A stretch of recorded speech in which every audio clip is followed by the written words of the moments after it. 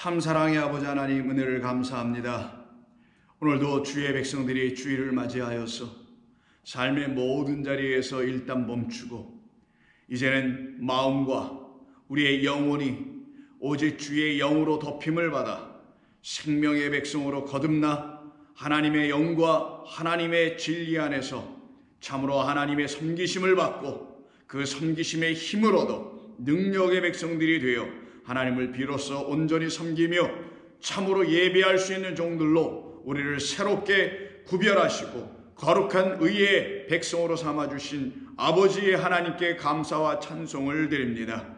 우리 주 예수 그리스도가 아니셨으면 우리는 이와 같은 은총의 주의 자녀라는 사실을 조금도 알 수 없었던 저희들 모두 위에 하나님 찾아오셔서 저희들을 불쌍히 여기시고 당신의 모든 그 자비하심으로 우리를 다시 거룩한 산제물로 받으셨사오니 이 모든 것이 아버지 하나님의 일로 인함인 것을 믿습니다. 저희들 안에 이 일이 날마다 거룩하게 열매로 맺게 하여 주시옵소서. 오늘도 들려주시는 말씀 속에서 우리의 심령이 새로워지는 놀라운 은혜의 역사, 능력의 역사, 성령으로 충만해지는 역사가 있게 하실 것을 믿고 감사드리오며 우리 주 예수 그리스도의 이름으로 기도드립니다.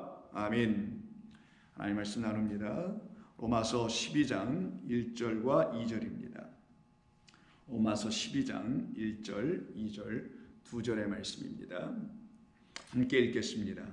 그러므로 형제들아, 내가 하나님의 모든 자비하심으로 너희를 권하노니 너희 몸을 하나님이 기뻐하시는 거룩한 산제물로 드리라. 이는 너희가 드릴 영적 예배니라. 너희는 이 세대를 본받지 말고 오직 마음을 새롭게 함으로 변화를 받아 하나님의 선하시고 기뻐하시고 온전하신 뜻이 무엇인지 분별하도록 하라. 아멘.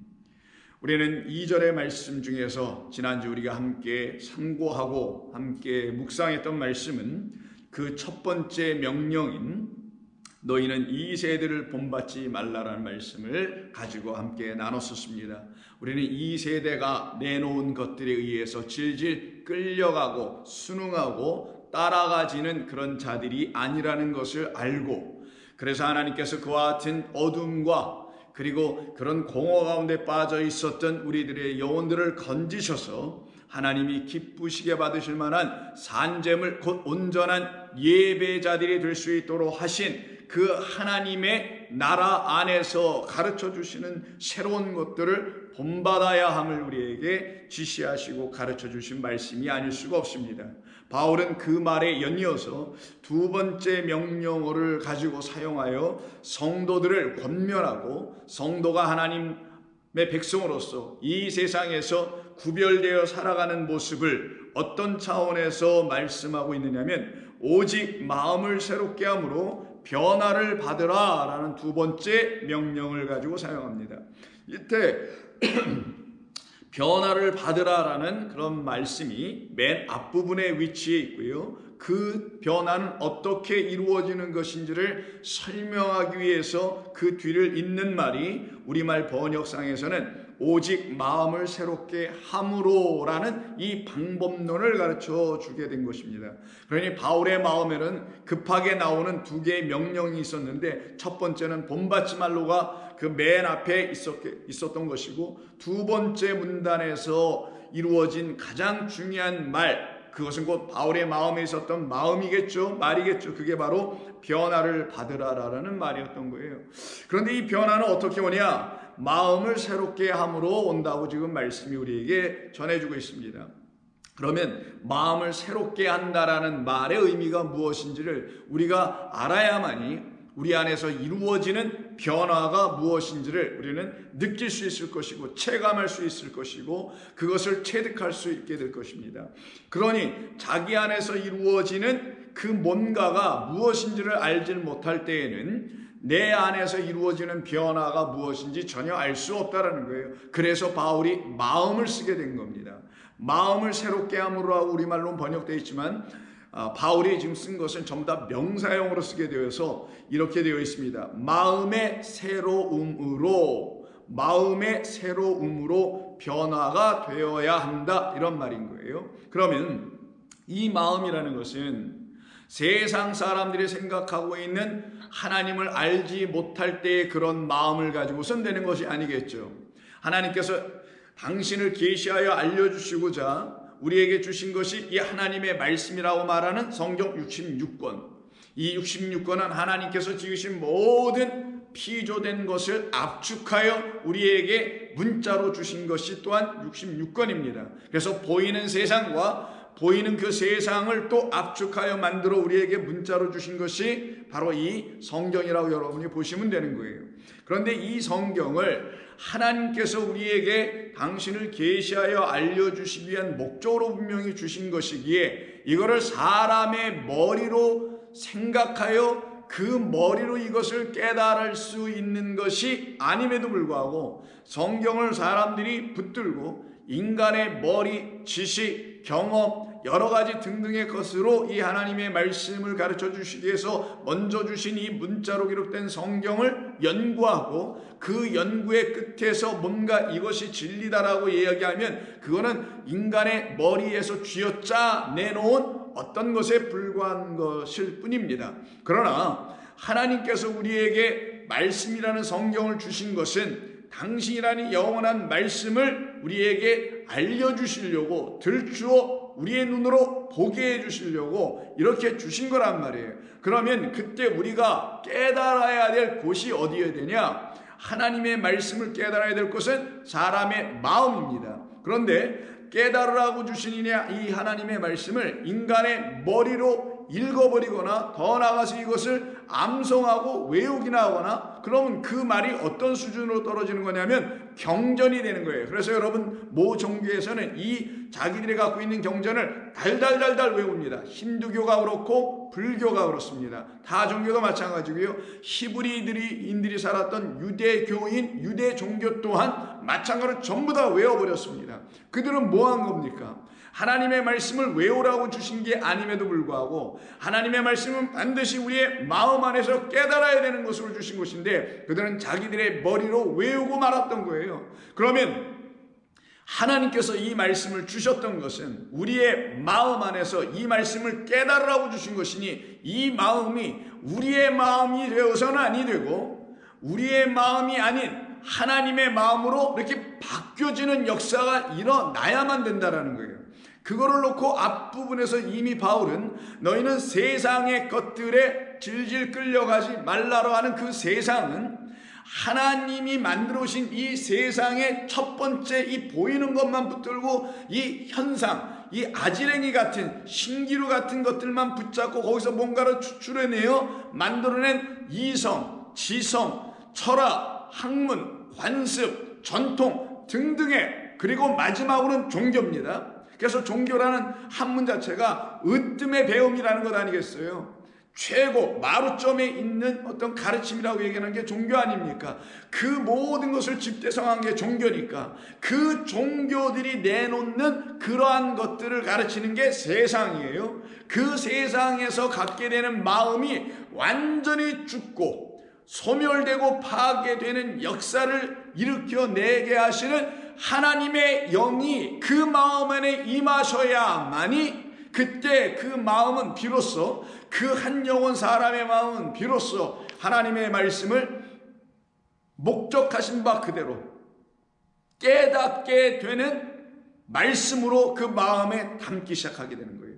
그 마음이 하나님의 말씀을 영으로 진리로 깨닫게 되게 된다는 걸 말하는 겁니다. 그래서 여러분 일찍이 아시듯이 하나님께서 에스겔 선지자를 통해서 약속해 주신 그대로 당신의 거룩한 이름을 우리 안에 넣어주시려고 당신의 이름을 아끼고 간직해 놓으셨다는 거예요. 누구에게 주려고? 짐승화되고 인간, 사람, 육신의 모양으로만 여전히 머물려고 하는 자들에겐 당신의 이름을 놓지 않겠다라는 거예요. 왜? 당신의 그 영예와 영광과 그 명성이 아깝기 때문에 그런 거예요. 그래서 아무에게나 주시는 게 아닙니다. 하나님의 이름은 그냥 사람들이 자기가 필요하니까 여호와 이름, 예수 이름을 붙잡고 있는 건 있을 수 있으나 그 자기 인간의 욕심과 세상의 정욕을 추구하기 위해서 그런 이름들이 필요하여 끌어다 자기 몸에 더덕더덕 붙이고 살아가고는 있을 수는 있으나 하나님은 당신이 당신의 이름을 그 영혼의 마음속에 주시기 전에는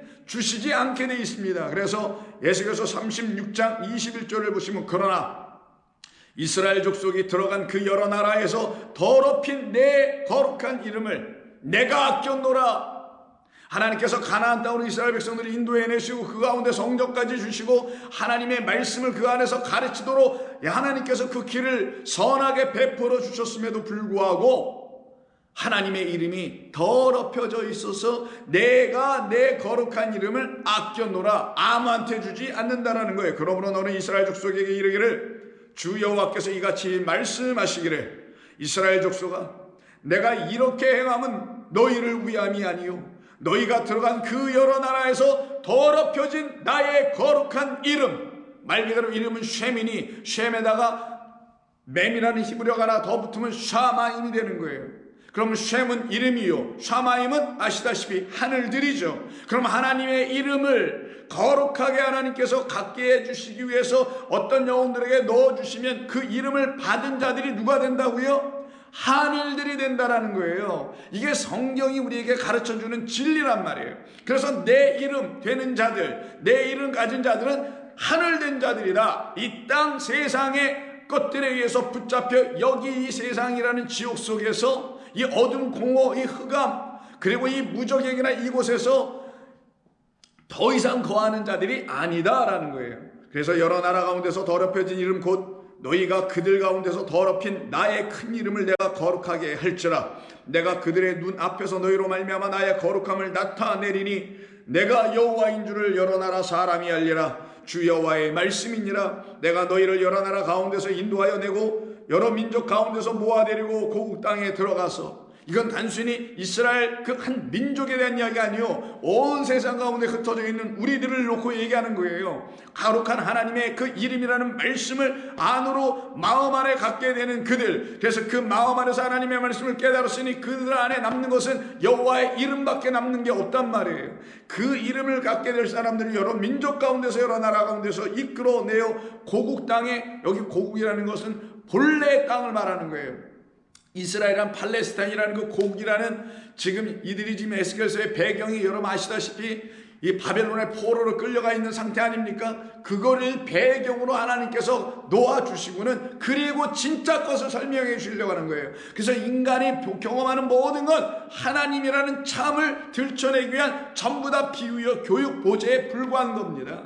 창조도 그렇고요. 헛된 것이 그래서 아니에요. 이건 다 우리를 믿음에 계시될 믿음이 우리 가운데 들어올 때까지 우리에게 반드시 필요한 초등교사요. 그리고 몽학 선생의 역할을 해내야 되는 거예요. 그런데 그 역할로 이 지어진 모든 것들을 바라보지 아니하고 거기에 대해서 어떤 욕심의 마음을 품게 된다면 그 욕심의 마음을 품은 자들에게 이 첫째 하늘과 첫째 땅은 반드시 그들을 죄와 사망으로 끌고 가도록 인도하게 되어 있게 되어 있습니다. 그런 그들을 하나님께서 불러내시는 겁니다. 그리고 어떻게 하시냐? 맑은 물을 너희에게 뿌려서 물 진리의 말씀 하늘의 궁창이 열려서 그 위에서 쏟아지는 걸 말합니다. 하나님의 영이 부어지는 것을 말하는 거예요.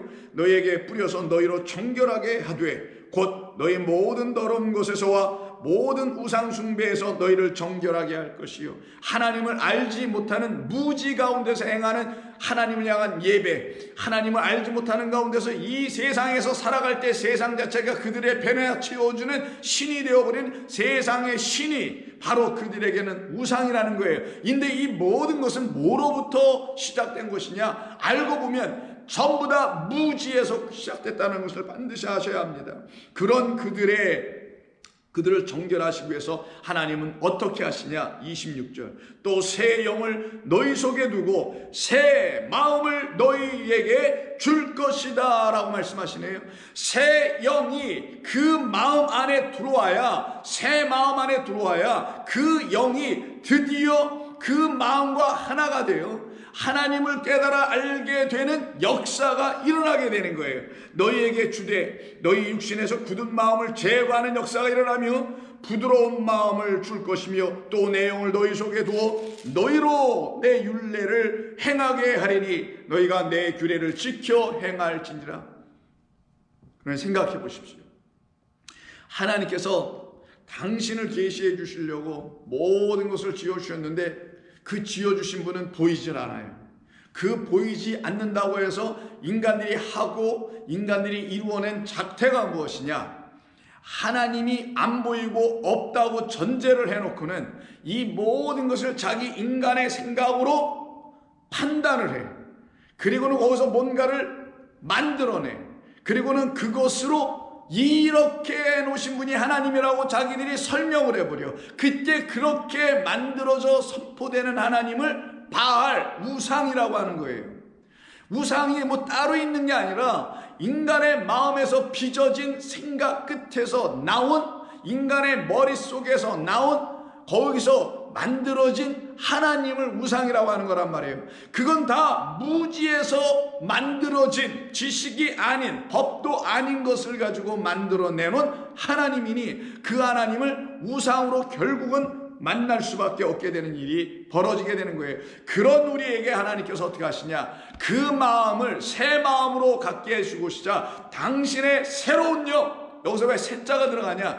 전에 경험하지 못했던 영, 다른 말로 하면 너희 인간이 가르쳐주지 못했던 영, 하나님이라는 거예요. 영은 하나님은 영이시니 그 하나님이라는 영이 우리에게 드디어 오게 될 것이다. 이게 약속이고 언약이니까. 그 사람이 가르쳐준 영이 아니요, 하나님이 가르쳐준 영이에요. 그래서 사람이 가르쳐준 영이라면 그건 짐승의 영을 갖게 되고 개구리 새의 영이라고 하는 요한계시록의 말로 떨어져 용의 입, 짐승의 입, 거짓 선지자의 입, 이 세 입이 하나로 딱 같이 연결되어 있죠. 그런 입이 끝나고 예수님이 광야에서 마귀에게 말씀하셨던 것처럼 여호와의 입, 그리고 그리스도 예수의 입, 그리고 진리의 성령의 입, 이 세 입, 거룩한 영의 말씀으로 다시 들려지게 되는 영적 전쟁이 우리 가운데 일어나야만이 이 새 영이 드디어 우리 가운데 떨어지게 되고 그 영이 우리를 이기시게 되는 거고, 그때 우리가 비로소 새 마음을 너에게 주신다는 그 약속이 이루어지게 되는 거예요. 바울은 지금 이 근거를 가지고 이 본문 12장, 오늘 본문 12장 2절에서 두 번째 명령에 해당되는 마음을 새롭게 함이라는 말을 하게 되는 거예요. 그러니 새로워져야 될 곳이 어디냐? 마음이라는 거예요. 내 인생을 새롭게 하라는 게 아닙니다. 성경의 이야기는 여러분의 삶의 겉의 모양을 새롭게 바꾸어내는 그런 또 형식주의, 율법주의에 빠져들어가는 그런 말이 아니라 새롭게 돼야 될 곳은 딱 한 군데, 마음이에요. 마음. 왜? 마음은 하나님의 말씀을 깨닫는 유일한 곳이에요. 여러분들의 행동이 하나님이 누구신지를 깨닫게 하지 못하잖아요. 여러분의 지성이 하나님이 누구신지를 깨닫게 하는 능력을 주지 못하잖아요. 오직 하나님의 영이 부어져 있어야 할 그 마음을 말하는 거예요. 그 영이 부어지도록 하는 것, 부어진 상태, 이거를 마음의 새로움이라고 하는 거예요. 바울은 지금 이건 바울만이 얘기하는 게 아니라 하나님의 영으로 새 마음을 갖고 하나님을 깨달은 모든 하나님의 백성들은 이와 같이 이구동성으로 이런 고백을, 이런 감사를, 이런 은혜의 복음을 선포할 수밖에 없게 되는 겁니다. 그러니 새로워져야 될 것은 오직 마음밖에 없어요. 그래서 바울이 여기서 새로워져야 한다는 새로움이라는 이 단어를 쓰게 되는데, 이 단어는 성경 전체에서 신약 성경입니다만은 딱 두 군데서만 사용되고, 그것도 또한 같은 바울에게서만 편지를 쓴 가정 이야기 속에서 나오게 됩니다. 두 번째로 사용되는 것이 어디냐? 사랑하는 영적 아들이라고 볼 수 있는 디도, 동역자이기도 하고 아들로 생각했던 디도에게 보낸 편지인 디도서 3장 5절 이하에서 나옵니다. 우리를 구원하시되 우리가 행한 바 의로운 행위로 말미암지 아니하고, 이게 바로 self-righteousness라는 자기의죠. 우리가 행한 바 그 의롭다고 하는 그런 행위가 아니라 사람들이 의롭게 하셨네요 라고 하는 율법에 근거한 의가 있어요. 그 첫 번째 것, 그 옛 것이 가르쳐준 사람의 가르침에 의해서 이건 의야, 이건 의롭지 않은 불이야, 이건 선이야, 이건 악이야 라고 이렇게 이등분하고 양분화시키고 있었던 그런 것에 근거하여 갖게 된 의로운 행위라는 게 있는 거예요. 그런 걸로 내가 구원받은 게 아니라 그건 오히려 나를 더 구렁텅이로 몰아가게 했던 것에 불과했다. 그러지 아니하고 오직 그의 엘레오스, 긍휼하심, 나는 자비를 원한다, 나는 제사를 원치 아니한다. 너희가 나에게 산제물로 나에게 드려져 내 나라에 올 수 있으려면 너희는 내가 너희에게 행한 너희의 의로운 행위들이 아닌 나의 의로운 일, 십자가에 나타나는 하나님의 또 다른 의, 생명 부어주심이라는 죽음의 역사, 하나님의 자기 부인, 그래서 우리도 자기를 부인하지 않으면 이 육이 끝나지 않는다는 사실을 가르쳐준 예수의 육의 죽음의 사건, 그것이 바로 우리가 그리스도 예수와 함께 십자가에 못 박혀야 되는 그 당위성을 가르쳐주는 진리의 음성, 이것을 우리가 비로소 들을 때에 하나님의 긍휼하심이 무엇인지를 알게 되는 거지요. 나를 저렇게 만약에 하나님께서 그리스도 예수를 십자가를 통하여 가르쳐 주시는, 예수 그리스도를 십자가에서 못 박아 주시는 그런 일이 일어나지 아니었더라면 나는 긍휼을 입을 수 있는 길이 없었네라는 걸 알게 되는 거예요. 오직 그의 긍휼하심을 따라 중생의 씻음과 성령의 새롭게 하심으로 하셨나니 라고 하네요. 그럼 새롭게 하심, 오늘 본문에서 똑같이 새롭게 하심으로 되어 있잖아요. 이 단어가 바로 아나카이노스인데, 아나는 위에 혹은 안에 것, 이런 말이죠. 그리고 카이노스는 새로운이라는 거예요. 전에 한 번도 경험하지 못했다라는 것에서 의미에서의 새로움을 카이노스라고 해요. 헬라어에서 새로운이란, 영어로는 new라고 하는 이 말은 카이노스라는 단어로도 새로운, 새것 이렇게도 할 수 있지만 네오스라는 단어가 또 있어요. 근데 이 네오스는 뭐냐면 그냥 있는 걸 좀 새롭게 하는 거고, 이 카이노스는 뭐냐, 아예 한 번도 경험하지 못하고 한 번도 보지 못한 거야. 정말 새 거야. 이런 의미예요. 그때 사용하는 게 카이노스예요. 근데 이게 어디서 와야 되는 거냐, 이런 거는 위에서부터 오는 것이다 라고 하여 아나카이노스를 지금 쓴 거예요. 여기에 그 아나카이노스가 딱 두 군데, 로마서 12장 2절과 디도서 3장 5절에만 이렇게 등장할 때에 양쪽 모두에다가 어떤 것으로 그러면 이렇게 새로워질 수 있는 거냐, 우리가 한 번도 보지 못한 그 새 것을 우리가 어떻게 보고 어떻게 취하고 어떻게 가지고 어떻게 우리 삶에 적용하여 살아갈 수 있는 것이냐, 오직 위로부터 오는 것이다. 그래서 아나카이노스인데, 이것은 어떻게 이루어지냐, 우리의 생각과 우리의 지성과 경험 능력으로 이루어지는 게 아니라 오직 성령으로 말미암는 것이다. 에스겔서에서 말씀해 주신 그대로 성령, 내가 내 새 영을 너희에게 부어줄 것이며 새 마음을 너희 안에 두게 할 것이라고 하셨잖아요. 그래서 하나님의 영과 우리의 마음이 하나가 딱 됐으니 우리가 드디어 무슨 마음을 갖게 되겠어요? 사람의 마음, 짐승의 마음이 아니라 하나님을 깨닫게 하지 못하는 그런 짐승이 주는 그런 마음들이, 인간이 주는 그런 마음들이 아니라, 여기서 짐승은 인간을 말합니다. 어떤 인간, 어떤 사람, 하나님을 알지 못하는 인간을 짐승이라고 하는 거예요. 겉모양은 사람 같으나 그의 마음은 짐승과 같이 깨달음이 전혀 있지 못한 그런 짐승.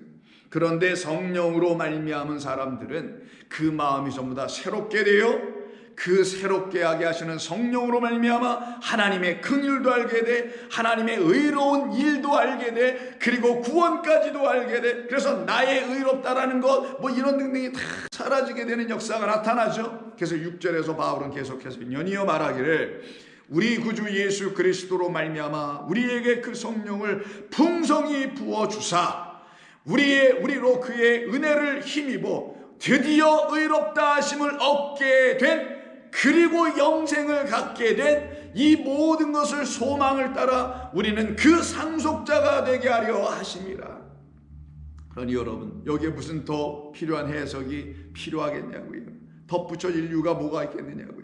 성령으로 말미암지 않고서는 하나님을 하나님이라 할 수가 없어요. 성령으로 말미암지 않고서는 예수를 주라 할 수가 없기 때문입니다. 알지도 못하고 예수를 주라고 부르는 건 아주 창피한 일인 것이죠. 자기 영혼이 창피한 줄 알아야 되는 거예요. 하나님 앞에서 알지도 못하는데 그냥 예수 그리스도, 예수님 이러고 있는 나의 영혼의 그 어두움을 여러분들이 직시하셔야 되는 거예요. 혹여 그러고 있다면 그걸 피하면 안 되는 거예요. 그걸 직시하도록 이렇게 하나님의 말씀을 들려주실 때에, 그래요 하나님, 지금도 나에게 이렇게 은혜를 힘있게 하시는 거군요. 은혜를 힘입어 당신의 의로우심으로 나는 영생을 소망해야 될 자로 나를 다시 새롭게 만드시는군요. 그러니 이 모든 게 어디서 나나요? 여러분의 머릿속에서. 그러면 성경을 암송을 할 수 있겠지만 여러분의 마음에서는 그 깨닫게 하는 새로움을 주시는 거예요. 거예요. 마음이 새로워지는 거죠. 그래서 바울은 골로새서 3장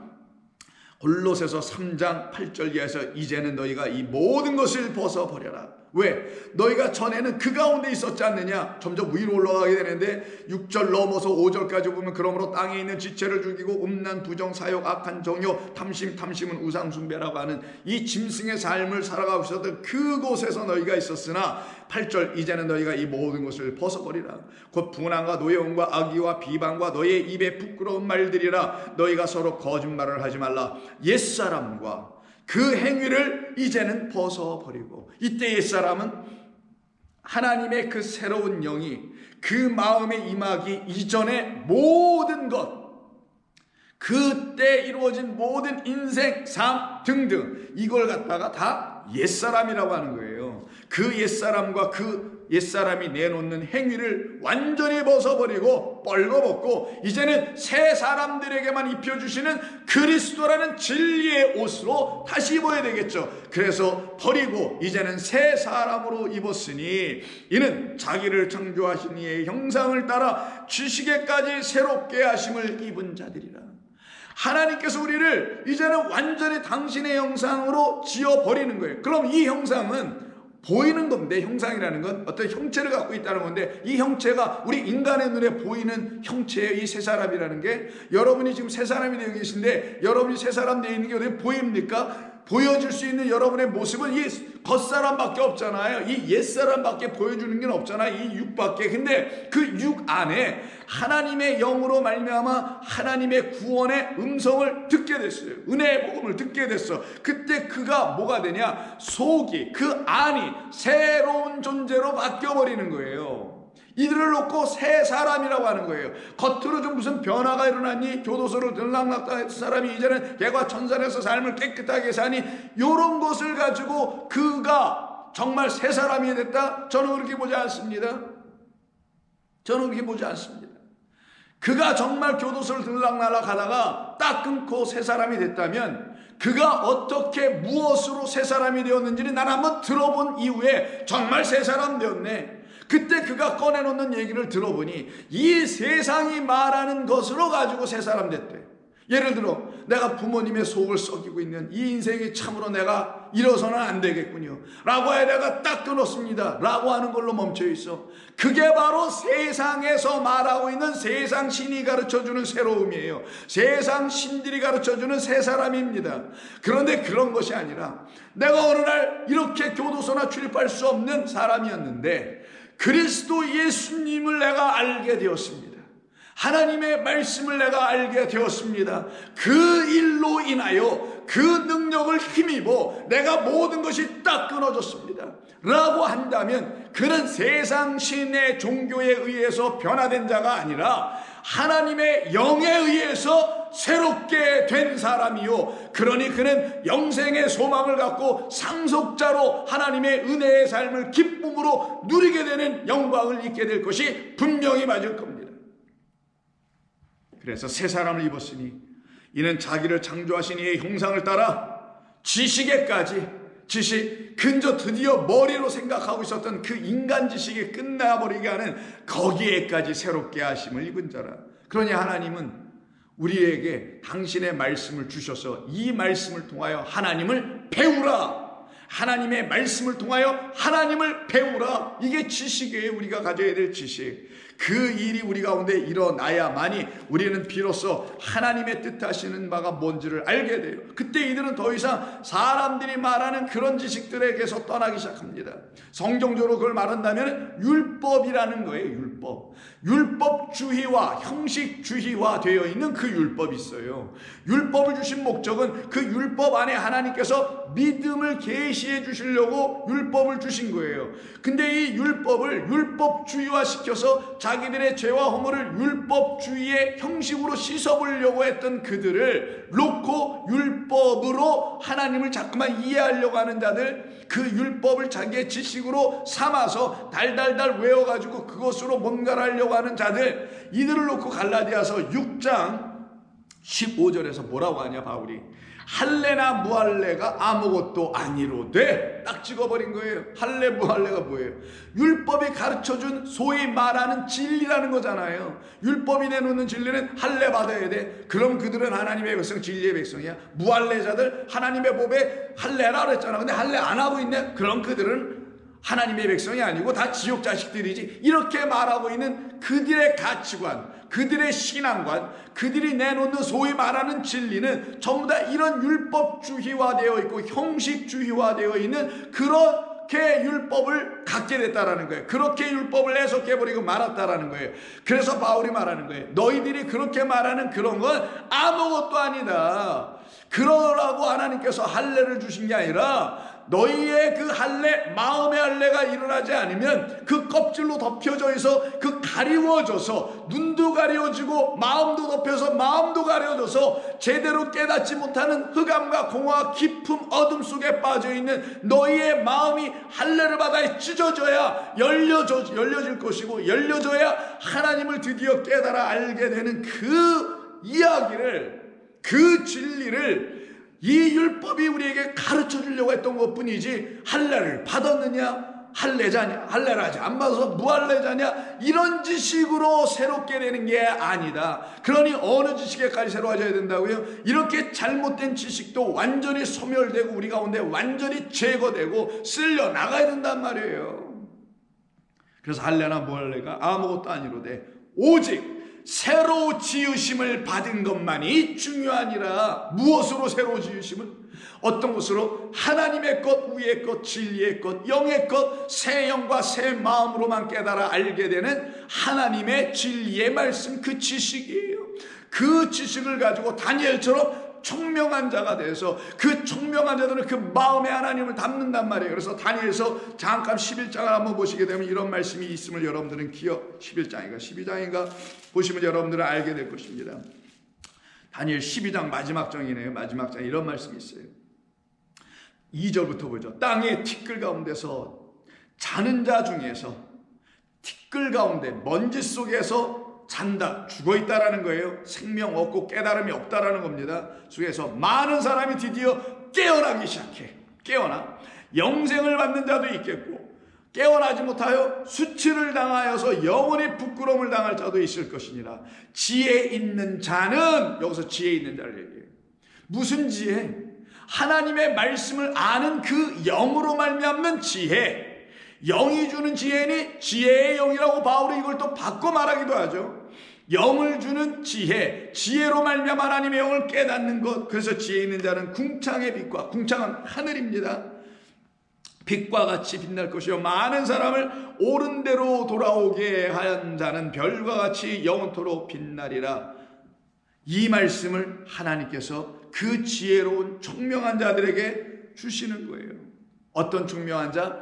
총명하다는 건 머리가 뛰어나다, 똑똑하다가 아니라 하나님의 새 영이 여러분들의 마음 안에 들어와서 새 마음이 되어버린 그와 같은 사람들을 말하는 겁니다. 그래서 바울도 갈라디아서 6장 15절에서 이와 같은 말씀을 딱 던지는 것은 바로 그가 어떤 상태의 사람이 됐기 때문에 그런 거예요. 옛사람의 삶을, 행위를 다 벗어버릴 수 있었기 때문에 이런 얘기가 일어난 거죠. 자기가 스스로 벗은 게 아닙니다. 벗겨져 나간 거예요. 훌러덩 나오느라 갑자기 다 벗겨져 나간 거죠. 왜? 옛사람은 더 이상 그에게 존재하지 않았기 때문인 거예요.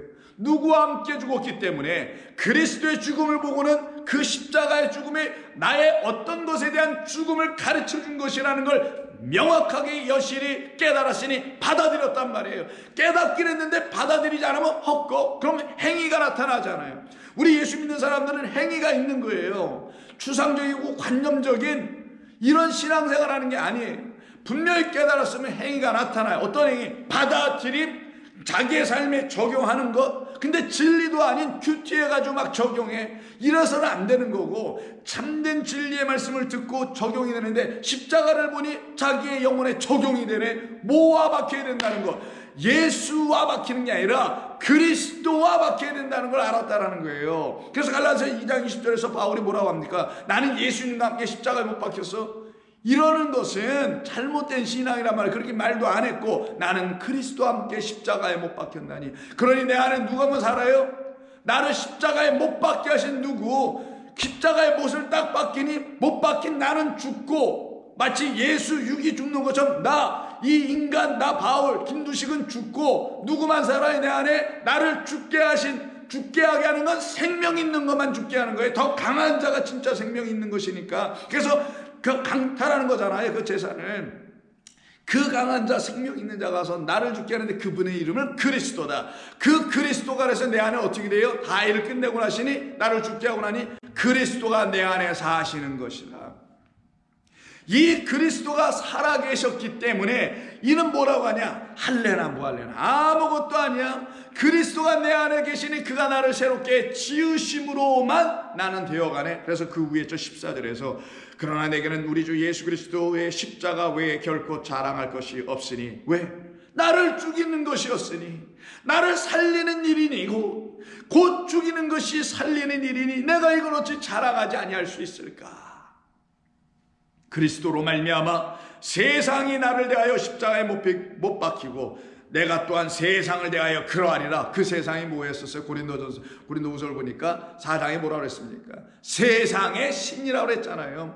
하나님을 가르치지 않고 세상이라는 것을 가르치고 인간이라 가르치고 하는 그 신, 거기에 대해서 완전히 죽고 다시 나 혼자가 되어 버리게 되죠. 바로 이와 같은 역사가 있게 되니 이 바울의 같은 사람들의 마음 안에는 바로 하나님이 행하신 일이 분명히 그 안에 있을 거 아니겠어요? 증거가. 증거도 없이 어떻게 얘기를 해요? 확신도 없는데 어떻게 확신을 가지려면 증거가 있어야 되고, 증거가 가지려면 증인이 있어야 되는 거 아니겠어요? 그래서 우리 주님 예수님께서 마태복음 9장에 보시면은 예수님께서 장녀와 세리들 등등 사람들과 이게 식사를 하시는 것을, 그들과 함께 어울리는 것을 또 못마땅히 여기는 율법주의자들이었던 이 바리새인들이 손가락질하면서 이런 얘기를 해요.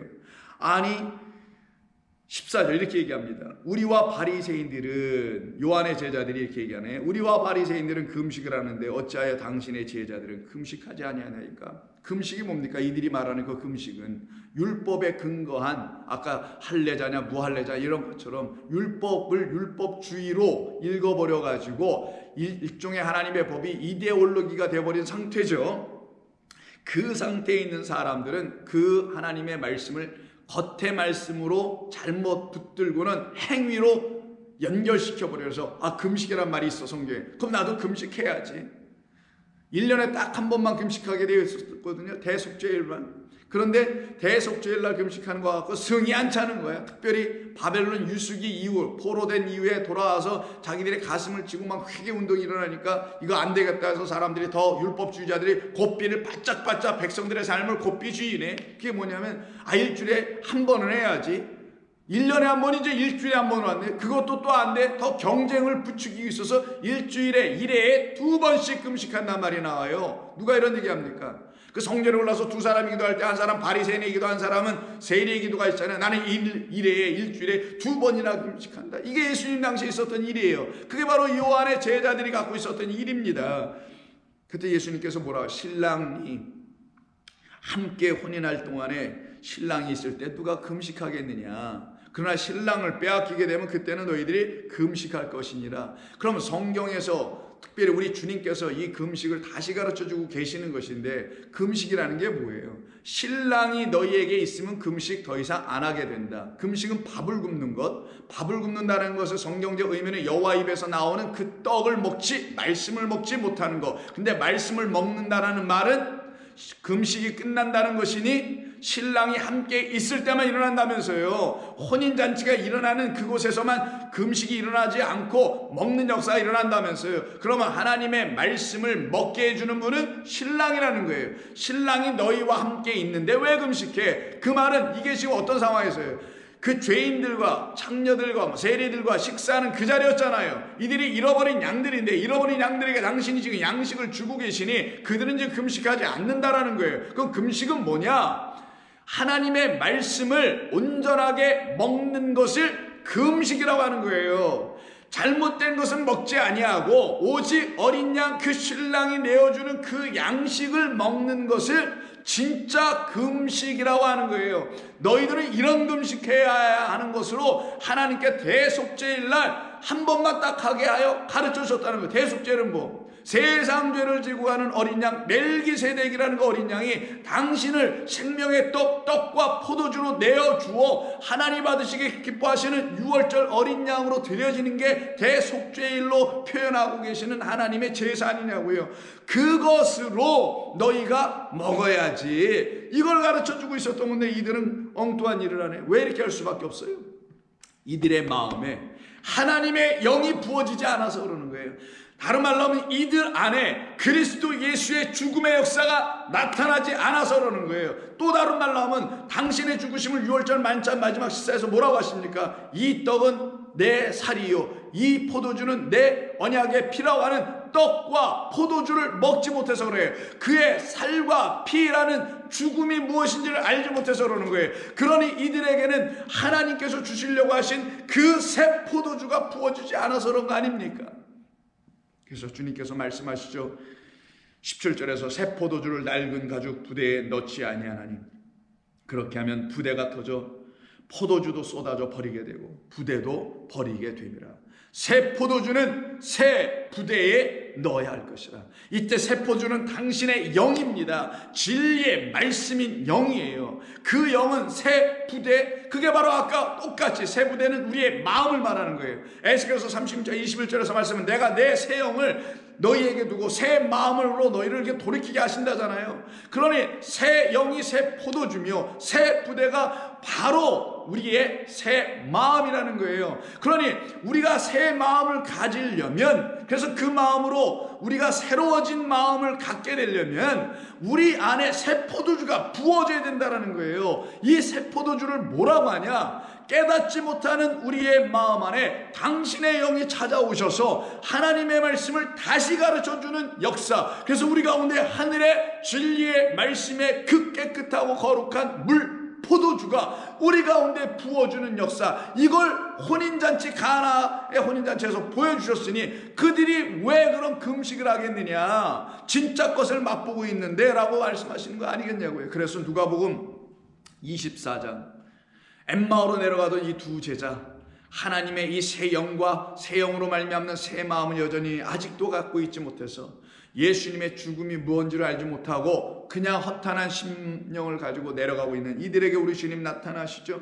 그리고 결국은 그들을 눈을 밝게 해주시는, 마음을 새롭게 하심의 역사가 나타나게 되는 게 44절 이후로 한번 보겠습니다. 또 이르시되, 누가복음 24장 44절, 내가 너희와 함께 있을 때 너희에게 말한 바 곧 모세의 율법과 선지자의 글과 시편의 날을 가리켜 기록된 모든 것이 이루어져야 하리라 한 말이 이것이니라. 이에 그들의 마음을 열어, 이 마음이 오늘 본문에서 말하는 똑같은 마음, 누스입니다. 이 마음은 하나님을 깨달아 알게 되는 곳이에요. 하나님이 그래서 우리에게 마음이라는 걸 주신 거예요. 이게 복입니다. 이걸 아는 게. 그 마음을 열어 성경을 깨닫게 하시고, 할렐루야. 우리에게 하나님께서 마음을 지어주신 것은 성경을 깨닫게 해주시려는 목적 때문에 마음을 주신 거예요. 근데 이 마음이 허탄한 마음, 이 마음이 허접한 마음으로 여전히 남아있거나 이 마음이 세상 신이 준 그런 마음으로 여전히 갖게 상태로 있다라면 그것으로 어떻게 하나님을 깨달을 수 있냐고요. 성경을 어떻게 깨달아 하나님을 알 수 있겠느냐고요. 그래서 그 마음을 확 열어버리신 거예요. 열었다라는 건 찢어버리는 거예요. 찢어야 열릴 거 아니겠어요. 근데 마음이 어딨냐고. 마음을 여러분 보셨어요? 마음이 뭐 잡힙니까?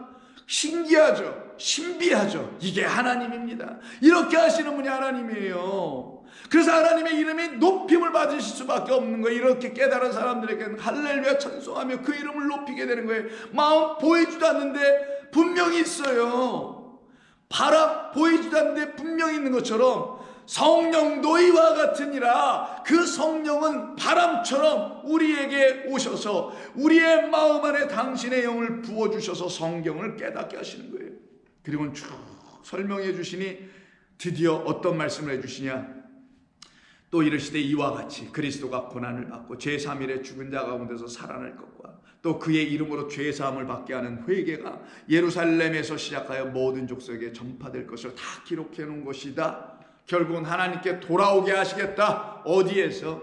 이 짐승의 나라, 세상 나라에서, 세상 인간이 가르쳐주는 그곳에서 다 메타노에오, 돌아오게 하는 거예요. 이 메타노에오라는 말을 우리말로는 회개라고 번역하고 영어도 뭐 repent 이렇게 회개라고 번역을 합니다만은, 근데 이 메타노에오란 말은 메타와 노에오예요. 노에오는 생각하다, 메타는 뭐뭐와 함께. 생각을 자기 혼자 하니까 맨날 회개가 안 되지. 돌아갈 곳이 어딘지 모르죠. 그러나 회개라는 말, 즉 생각한다라는 것이 메타, 누구와 함께? 그렇죠, 하나님과 함께 내 안에 계신 성령과 조용히 생각하면서, 그래서 노에오, 생각하면서 하나님이 무엇을 나에게 말씀하시는지를 깨달아 들려주는 음성을 들을 때, 그걸 세밀한 음성이라는 거예요. 그러니까 가만히 앉아 들어야지 주여 삼창하고 만세 불러서 될 일이 아니란 말이에요. 이게 가만히 묵상하면서, 그것도 주야로 묵상하면서, 기다리면서, 인내하면서, 좁은 문으로 들어가는 그 고난을 다 겪고 경험하면서 기다리는 그들에게 인내는 소망을 낳게 한단 말이에요. 그래서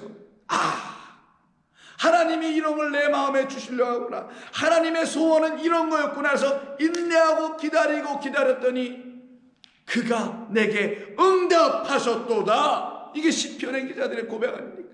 소원하심이 무엇인지를 알게 돼 그걸 소망을 품는다고 하는 거죠. 그들 가운데는 하나님의 온전한 회개가 이루어지는 거예요. 그때 메타노에오에서 중요한 단어는 노에오, 생각하다인데, 이 노에오의 어근이 누스인데, 이 누스가 오늘 본문에서 말하는 마음이요, 우리 주님께서도 이 엠마로 내려가는 이 허접한 이 두 제자의 그 마음을 찢어버렸다고 할 때 그 마음이에요. 바로 그 마음이 할래 찢어지는 역사가 일어나지 않고서는 결단코 회개에 일어나지 않게 됩니다.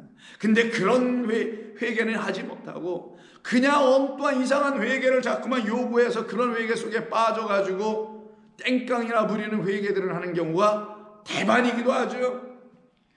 그래서 결국은 48절, 너희는 이 모든 일의 증인이 될 것이다.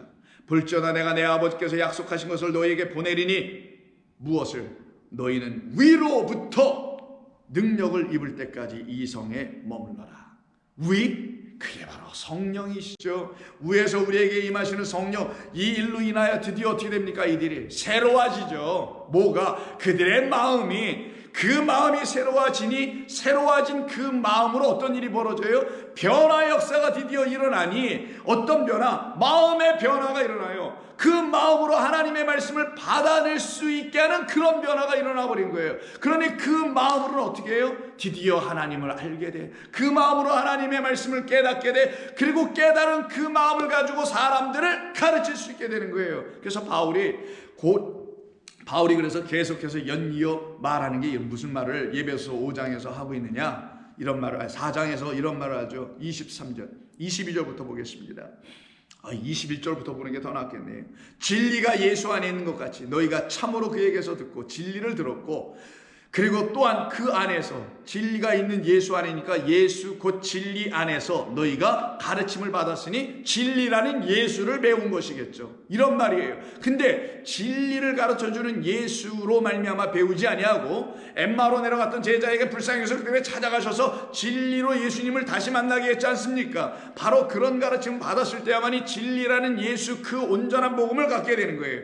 그러면 너희는 유혹의 욕심을 따라 썩어져가는 구습, 옛 것이에요. 예전에 그 습관, 세상이 줬던, 율법이 주었던, 율법주의가 줬던 것을 놔버리고 옛사람을 벗어버리고 오직 너희의 심령이 새롭게 될 것이다. 이때 심령 한문으로 쓴 거예요. 마음 십자다 영이니까 마음과 영이 다 들어와 있네요. 이건 헬라어 원문을 그대로 번역한 거예요. 근데 이 심령으로 헬라어는 뭐라고 써 있느냐? 푸뉴마 누스라고 되어 있어요. 푸뉴마는 영이요, 누스는 마음이에요. 그러면 아까 말씀대로 에스겔에게 약속하신 그대로 너희의 마음이 영을 만나게 될 거야. 영이 너희의 마음에 부어지게 될 거야. 둘이 뭐가 된다? 하나가 된다. 이 하나가 되는 역사가 있어야 그때 그들의 마음은 자기의 마음이 아니요 그리스도 예수의 마음이니가 되는 거고, 그 그리스도 예수의 마음 안에 들어가 있고 그 마음으로만 진리를 알게 되는 사람들이니 그때 되어서 비로소 어떻게 돼요? 새롭게 됨의 역사가 일어나게 되는 거에서 너희의 심령이 새롭게 돼요.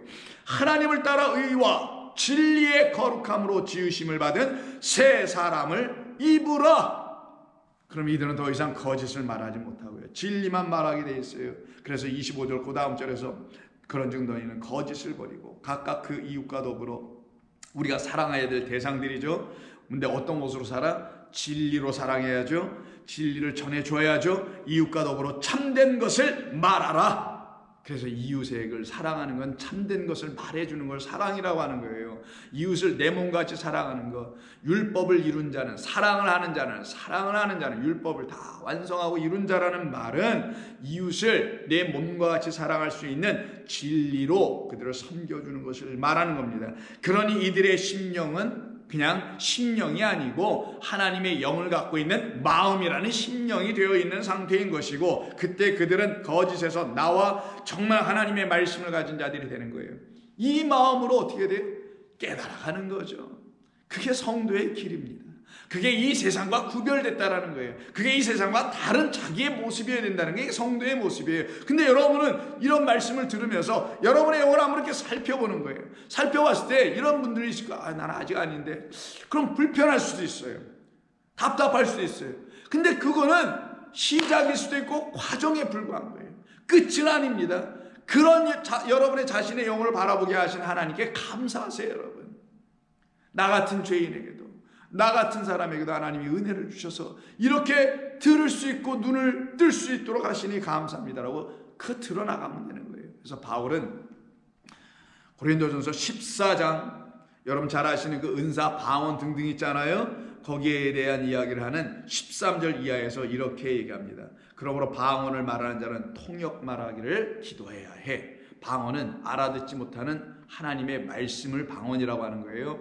하나님의 말씀이 알아듣지 못하는 상태로 전해지면 그게 방언이 되는 거고, 그런데 이제 드디어 진리로 알아들어서 전할 때 그 말을 진리가 안 되고, 즉 새 영 새 마음을 갖지 못한 자들이 들으면은 그때 처음에 그들이 어떤 반응을 보이냐, 못 알아듣겠네요라고 하여 그들에게 또 이 진리의 방언은 하늘에 속한 말이니까 이 하늘에 속한 방언이 그들에게 뭐가 되냐, 여전히 또 방언이 되는 거예요. 근데 그들의 영에 새 영이 부어지면 이 방언이 그들에게도 새 방언이 되어 들려지기 시작하여 깨닫게 되는 역사가 일어나는 거예요. 그래서 뭐가 있어야 된다? 방언은 통역을 해야 된다. 방언은 이 하나님의 말씀이 방언인데 이건 풀려져야 되는 것이고 해석되어야 된다. 어떤 것으로, 무엇으로? 새로워진 그 마음 안에 부어주신 하나님의 영으로만 풀려져야 된다는 거예요. 내가 만일 방언으로 기도하면 나의 영이 기도하는 것은 분명히 맞다. 그렇게 얘기해. 이때 바울이 말하는 방언은 나는 하늘의 진리의 말씀을 갖고 그 말씀을 내 안에 있는 영이 지금 쭉 말을 하고 있다라는 거예요. 그렇게 기도하고 있다라는 거예요. 그러나 나의 마음은 열매를 맺지 못하리니, 둘이 아직 하나가 안 돼 있는 어긋난 것처럼 보여지는 거예요. 그러나 그 방언이 내 안에서 통역이 딱 되면 그때 통역이 된 그 말이, 통역돼 해석된 그 진리의 말이 어디에 떨어지냐, 마음이란 그 밭에, 마음이란 땅에 씨로 딱 떨어지게 되는 거예요. 그거를 놓고 내 마음으로는 열매를 맺지 못하게 되는 차원에 있었다라는 거예요. 그러나 그것이 통역이 돼, 그것이 풀려져, 그것이 선포가 되어 하나님의 음성 진리로 들려져, 그럼 내 마음에 씨로 떨어지니 열매를 맺는, 자라나서 열매를 맺게 된다라는 건데, 그렇지 아니하면 열매를 못 맡게 된다는 거예요. 그러면 어떻게 할까? 내가 영으로 기도하고 또한 마음으로 기도하며, 이제는 영으로도 뿐만 아니라 마음으로도 해야지. 영으로 내가 깨달았어요. 이런 사람들 많잖아요. 영적인 해석, 영에 대해서 모르게 깨달았다고 말하는데 내가 들어볼 때는 이게 도저히 뭔 말인지 모르겠어. 그러면 그 영의 해석, 소위 영의 말도 안 되는 이상한 해석을 하는 것에 불과하단 말이에요. 근데 바울은 지금 내가 분명히 영적으로 깨달았어. 진리의 영이 내 안에서 나를 깨닫게 해주셨어. 그러면 그가 깨달은 것을 어떻게 할 수 있게 돼야 된다고? 내 마음 안에 떨어졌을 때는 내 안에서 자라서 열매가 분명히 보여지니 증거가 있잖아요. 그걸 가지고 어떻게 한다? 나도 이제는 내 마음으로 기도할 수 있는 자가 될 수 있다. 이때 마음을 쓴단 말이에요. 계속해서 바울이. 그러니까 하나님의 진리의 말씀이라는 영의 말씀이 떨어져야 될 것이 마음이라고 지금 얘기하는 거예요. 그리고 내 영으로 또한 기뻐하며 찬송하며 내 마음으로도 찬송하. 그러니까 영과, 하나님의 영과 그 마음이 분리가 되지 않았어요. 바울이라는 사람 성도 안에서는 하나가 딱 되어 있는 거예요. 그래서 여러분의 지금의 마음은 하나님의 영이라는 마음을 갖고 있는 것을 여러분 꼭 아셔야 되는 거예요. 믿으셔야 되고, 그렇지 않으면 내가 영으로 축복할 때 알지 못하는 처지에 있는 자가 내가 무슨 말을 하는지, 이때 영으로 축복한다는 말은 진리의 말씀을 선포해 주는 게 사람들에게 축복이요 복 아닙니까? 그런데 이 진리의 말씀을 선포하는 이 영으로 축복할 때 알아듣지 못하는 그들에게, 알지 못하는 처지에 있는 자들에게 내가 무슨 말을 하는지 그들이 못 알아듣는다면 내 감사에 어찌 아멘 할 수 있겠느냐, 이 말하는 거예요. 내가 정말 영으로 깨달았어? 그럼 내가 마음으로 그들에게 알려줘야지. 마음은 하나님의 말씀을 선포하고 하나님의 말씀을 설명해주고 하나님의 말씀을 풀어줄 수 있는 곳이 마음이란 말이에요. 근데 그 마음도 자기 마음이 아니라 영이 부어진 마음으로 하면 그들이 드디어 깨달아 귀가 열려 아멘 할 것이다.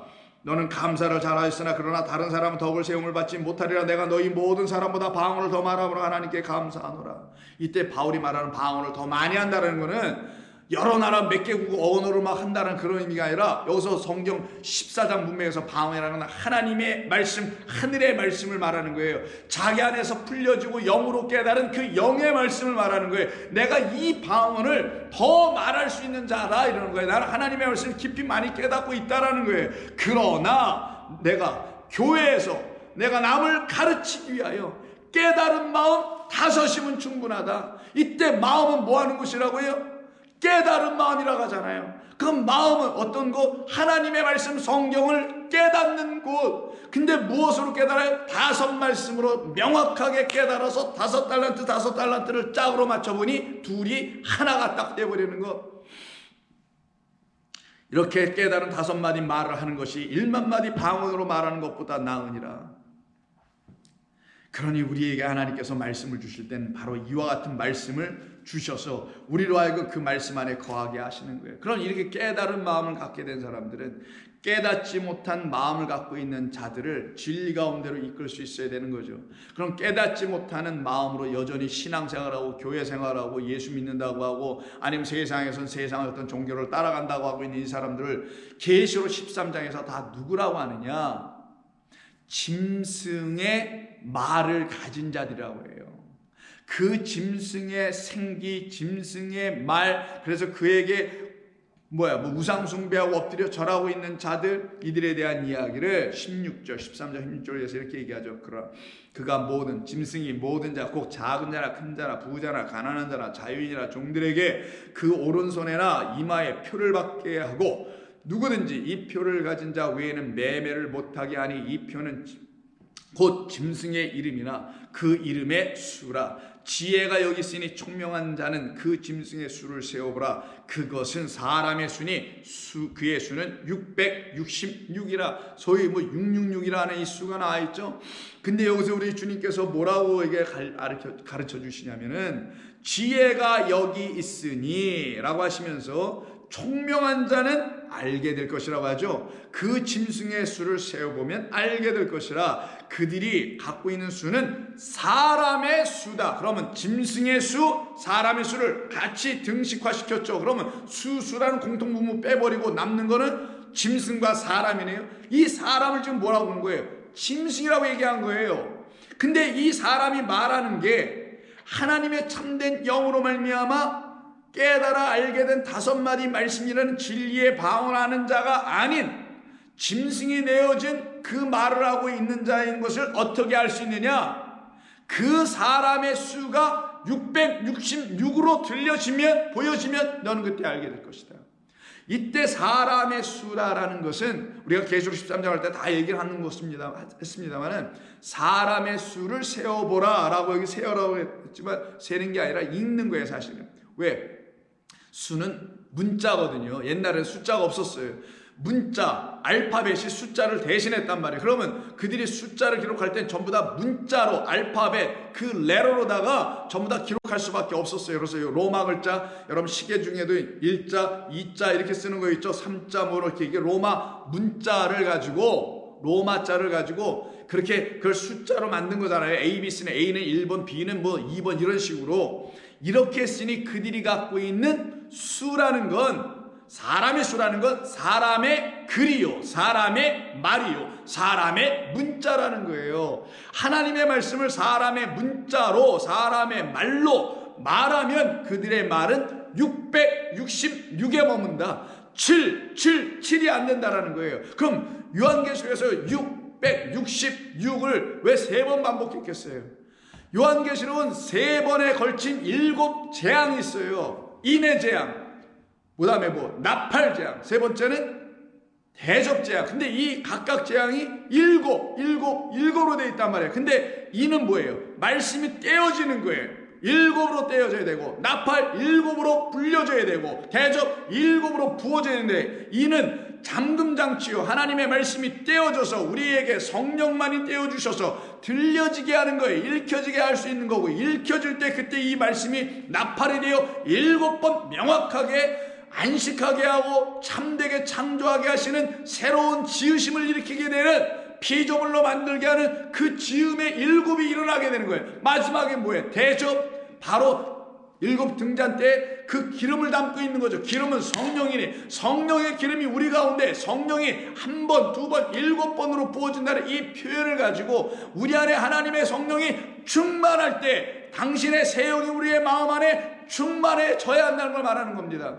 하나님의 말씀이 풀려지기 시작해. 인이 떼어져. 나팔소리 음성을 듣기 시작해. 내 안에 있는 더러운 것들이 무너지는 여리고성의 함락의 역사가 일어나게 되는 거예요. 그럼 그들 안에 뭐가 채워진다고? 성령이 충만해지는 거예요. 하나님의 영이, 하늘의 말씀들이, 궁창 위에 있는 하나님의 말씀들이 충만히 채워지는 거예요. 그런데 그렇지 않은 자들이 있다. 그들이 뭐냐? 6으로 여전히 남아있는 자들이라는 거예요. 이 상태로 있는 자들에게는 아무것도 안 된다. 근데 이것을 누가 알 수 있느냐? 지혜의 영을 갖고 있는 총명한 자들이 알게 된다는 거예요. 근데 이때 번역에 총명한이란 말을 썼는데 이게 무슨 머리 좋은 것처럼 들려지잖아요. 그래서 저같이 머리가 그 연약하고 둔한 사람들은 낙심이 될 수 있어요. 이런 말을 들으면. 이건 그게 아니고 하나님께서 당신의 영을 부으시고 당신의 영을 갖게 할 그 공간, 공간이라 합시다. 그곳을 뭐라 그랬어요? 마음이라 그랬죠. 마음. 요 총명이란 단어는 지워버리고 마음이라고 쓰세요. 이게 뉴스입니다. 그러면 지혜의 영이 임하실 곳은 어디라고요? 지혜를 가져야 될 곳이 어디라고요? 마음이었다라는 거예요. 하나님의 지혜의 영이 부어진 사람들은 하나님께서 무슨 일을 하고 계신지를 다 알게 되더라는 거예요. 그러니 그들에게 하나님의 일들이 하나하나 오롯이 드러나는 역사가 나타나게 되죠. 이 일이 일어나야 여러분 안에 무슨 일이 벌어진다고 오늘 본문 12장 2절에서 변화가 일어나더라. 변화가 일어난다는 말씀을 해서 오직 마음을 새롭게 함으로 변화를 받아라 라고 합니다. 이때 변화를 받는다는 건 예수님께서 이건 총 4번밖에 안 쓰이는데 이 말은 여러분 산에 올라가실 때 제자 셋을 데리고 올라가시죠. 거기서 모세와 엘리야를 만나셨을 때 그가 하얀 빛의 옷을 어떤 입은 것처럼 하얗게 변화되는 역사가 일어나죠. 그때 이게 변화되다, 변형되다라고 되어 있어요. 거기 그 단어입니다. 이게. 그런 게 뭐겠어요? 엘리야와 모세와 엘리야는 율법과 선지자예요. 율법과 선지자를 대표하는 둘이 이 땅에 지금 내려왔다라는 거예요. 누구로? 그리스도 예수로. 그래서 이 셋이 딱 만나는 역사예요. 사실 이렇게 만난다고 해요. 예수께서 이 율법과 선지자를 대표로 하셨음을 이렇게 알게 해주려고 만나심의 역사가 일어나는 거예요. 그 말은 우리 주 예수 그리스도로 말미암아 우리 예수 그리스도는 모세로 오시고 엘리야로 오셨다는 걸 알게 될 때, 즉 말씀 법으로 오시고 그 말씀 법을 풀어 선포하는 분으로 이 땅에 오셨다는 사실을 알게 될 때에, 이거를 모르는 엠마오로 하는 두 제자가 몰랐으니 예수님께서 그들을 앉혀놓고 다시 모세의 글과 시편, 그 다음에 선지서와 시편의 글을 다시 가르쳤다고 하잖아요. 그런 역사가 여러분 가운데, 마음 가운데 떨어져 역사가 되면 여러분이 어떻게 된다고? 바로 빛의 자녀가 된다는 거예요. 그래서 빛으로 바뀐 거예요. 왜? 빛은 창세기 1장 첫 번째 하나님이 하신 일, 빛이 이스라엘 그 빛이란 말이에요. 이게 사흘길 빛과 물과 씨라는 하나님을 우리에게 주시는 이 일이 일어나는 거잖아요. 그게 바로 변화라는 거예요. 그럼 우리는 하나님의 말씀이라는 영이 우리의 마음에 떨어지게 되면 그것으로 말미암아 무엇을 알게 되더라? 하나님의 말씀을 알게 되면, 하나님을 알게 되면 그때 여러분들이 변화가 일어나는데, 어떤 변화? 빛의 자녀로의 변화가 일어나더라. 그거는 이 땅에다 무슨 초막이나 짓고 성전이나 짓는 일이 아닌 것을 알게 해주려고 초막셋을 지려고 하는 자들을 쓸데없는 짓이라고 예수님께서 말씀하시는 이야기가 그 이야기 속에서 나오는 거란 말이에요. 바로 이와 같은 일이 벌어져야만이 그들 가운데는 참된 변화가 일어나는 거예요. 그러니 변화는 세상이 가져다주는 영들에 의해서 끌려가는 자들이 아니라 오직 하나님의 영으로 말미암아 하나님을 아는 자들에게서만 이루어지는 거예요. 그래서 바울은 고린도전서 2장에서 10절 이하에서 이렇게 말씀하죠. 오직 하나님의 성령으로 이것을 우리에게 보이셨으니 성령은 모든 것고 하나님의 깊은 것까지 통달이 아니라 찾게 되느니라. 깊은 것까지 찾아가서 그걸 깨달아 알게 된다라는 거예요. 사람의 일을 사람의 속에 있는 영 외에 누가 알리요? 이와 같이 하나님의 일도 하나님의 영 외에는 아무도 알지 못하느니라. 우리가 세상의 영을 받지 아니하고 오직 하나님으로부터 온 영을 받았으니 이는 우리로 하여금 하나님께서 우리에게 은혜로 주신 것들을 알게 하려 하심이라. 우리가 이것을 말하거니와 사람의 지혜가 가르친 말로 아니하고 오직 성령께서 가르치신 것으로 하니, 분명히 얘기하잖아요. 성령이 가르치시는 거라고. 영적인 일은 영적으로 분별함이니라. 육에 속한 사람은 하나님의 성령의 일들을 받지 아니하나니 이는 그것들이 그들에게는 어리석게 보임이요 또 그는 그것들을 알 수도 없나니 그러한 일은 영적으로만 분별되기 때문이라. 신령한 일은 모든 것을 판단하나니 자기는 아무에게도 판단받지 아니하느니라. 누가 주의 마음을, 이게 누스, 마음을 알아서 주를 가르치겠느냐? 바울은 어떻게 해요? 나는 그 마음 이제 가졌다. 깨닫게 하는 마음 주셔서 갖게 되었다. 그러니 주의 마음을 가졌겠죠. 그래서 담대하게, 그러나 우리가 그리스도의 마음을 가졌느니라. 그리스도는 영이세요. 하나님의 영이라는 그 영이 내 안에 들어와 있을 때를 그리스도의 마음이라고 하는 거예요. 그 마음을 나는 가졌느니라. 그 마음을 갖고서는 하는 이야기가 더 어떤 얘기냐? 신령한 이야기, 영적인 이야기라는 거예요. 이 하나님의 모든 말씀은 하늘을 가르치는 영적인 이야기란 말이에요. 땅을 가르치면 육적이라고 하는 거고, 보이지 않는 걸 가르치면 영적인 거라고 하는 거예요. 그 일을 가르쳐내는 자로 세워지게 되죠. 그래서 바울은 고린도후서 3장에서 이 변화된다는 말이 신약성경에서 한 4번밖에 안 난다고 그랬죠. 복음서에서 변형되는 이야기 외에는 로마서하고 그리고 고린도후서 3장에 나오는데 이 말이 명확하게 이런 데 사용된다는 것을 여러분 들으시면 깜짝 놀라시고, 왜 놀래요? 여러분 안에 그런 일이 지금 일어나고 있고 이미 일어났기 때문에 놀라실 거 아니겠어요? 한번 들어보세요. 고린도후서 3장 13절. 우리는 모세가 이스라엘 자손들에게 장차 없어질 것에 결국을 주목하지 못하게 하려고 일찌감치 수건을 그의 얼굴에 쓴 것 같이 아니하노라. 이제는 우리에겐 다 없어져 버렸기 때문에 그런 거 안 해도 된다. 근데 구약 백성들에겐 왜 이렇게 수건을 써서 나타났느냐? 시내산에서 돌 10계명 받고 내려올 때 그들이 겉에 것 보지 말게 하려고, 그 얼굴, 그 겉에 것 보지 말고 그 안에 있는 그 빛을 보게 해주려고 그렇게 한 것이다. 그러나 그들의 마음이 누수가 완고하여. 왜 완고해요? 부드러운 마음을 아직 갖지 못했잖아요. 왜? 새 영이 부어지지 않았으니까. 그리스도 예수께서 그들에게 임하지 않으셨으니까. 오늘까지도 마음이 완고하여 구약을 읽을 때, 하나님의 말씀을 읽을 때 그 수건이 벗겨지지 아니하고 있으니 그 수건은 그리스도 안에서만 없어질 것이라. 오늘까지 모세의 글을 읽을 때 수건이 그의 마음을 덮었도다. 이때 덮은 그 수건이 어딜 덮었다고요? 마음을 덮어. 그럼 수건으로 이렇게 덮여져 있는 마음은 깜깜한 흑암이요, 기쁨이요, 공허요. 이걸 뭐라 그래? 수면이라고 하죠. 수면. 창세기 1장 2절에 있는 그게 바로 우리의 모습이었던 거예요. 우리의 옛사람의 모습. 거기가 전부 다 이 수건에서 가려진 상태, 덮여진 상태. 그러나 언제든지 이 말씀을 듣고 주께로 돌아가면 메타노에요, 그 마음으로 회개하여 돌아가면 그 수건은 벗겨지리라. 왜? 어떻게? 주는 영이시니 주의 영이 계신 곳에는 자유함이 있기 때문이라. 우리가 다 수건을 벗은 얼굴로 거울을 보는 것 같이 주의 영광을 보매 그와 같은 형상으로 변화하여 영광에서 영광으로 이르니 곧 주의 영으로 말미암음이니라. 여기에 변형이 나오죠. 오직 그와 같은 형상, 진짜 하나님의 형상, 하나님은 영이십니다. 하나님은 보이는 형상이 없어요. 보이지 않는 우리 안이, 우리의 안 그 마음이 속사람, 새 사람으로 이제는 하나님만이 알아보실 수 있는 그 새 영을 가진 새 속사람으로 바뀌어져 있다라는 거예요.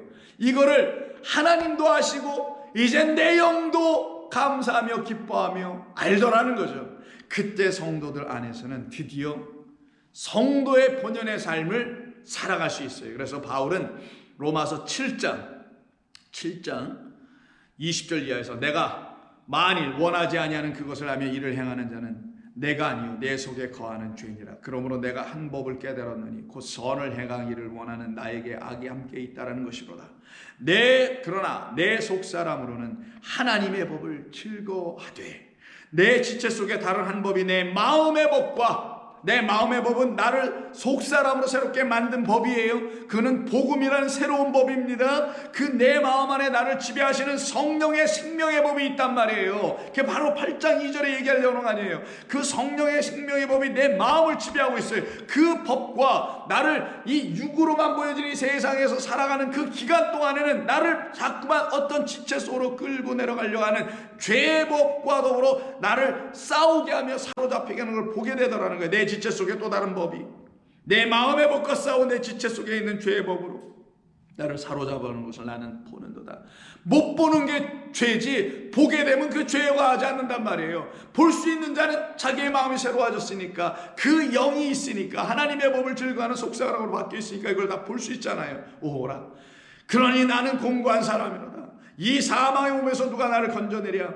우리 주 그리스도 예수로 말미암아 하나님께 감사하리로다. 무엇을? 하나님이 이렇게 하셨으니, 내 마음을 바꾸셨으니, 그런즉 내 자신이 마음으로는 하나님의 법을, 속사람으로는 하나님의 법을 즐거워한다는 했잖아요. 마음으로는 속사람으로는 같은 말이에요. 그래서 새 사람 속사람 그 마음은 다 같은 거란 말이에요.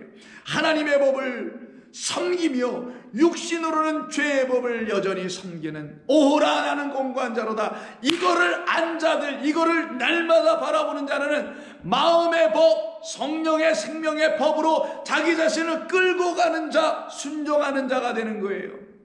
안타까운 자기 영혼을 바라보면서. 그래서 자고하지 아니하고 교만하지 아니하고 천국 가는 그날까지, 생명의 나라에 들어가는 그날까지 그 주신 생명 가지고 그 생명 지키면서, 그 생명이 나에게 또 능력을 주면서, 진리의 말씀이 내게 힘을 주면서 여러분들은 변화를 받아 그 나라로 입성하게 되는 겁니다. 그 은혜의 역사가 바로 오직 우리 마음 안에 하나님의 새 영이 부어졌을 때 일어난다는 사실을 여러분들은 반드시 기억해야 하며, 그 영이 여러분의 마음 가운데서 여러분의 마음을 그리스도 예수의 마음으로 주장하여 새롭게 해주심으로 이제는 하나님의 말씀을 하나하나 깊이 있게 깨달아가는 복되고 축복된 역사가 일어나기를 예수 그리스도의 이름으로 축원합니다. 하나님 감사합니다. 오늘도 부족한 자 세우셔서 하나님의 말씀을 감히 전할 수 있고 나눌 수 있고 선포할 수 있게 하셨사오니 그저 부끄럽지만 감사드립니다. 이제는 이 말씀을 들은 성도들 마음 안에서 우리 하나님께서 역사하여 주실 것이 남은 줄로 믿습니다. 성도들의 마음 안에서 다시 이 말씀을 깊이 묵상할 수 있도록 성령이여 일하여 주시옵소서. 예수님의 이름으로 기도하옵나이다. 아멘.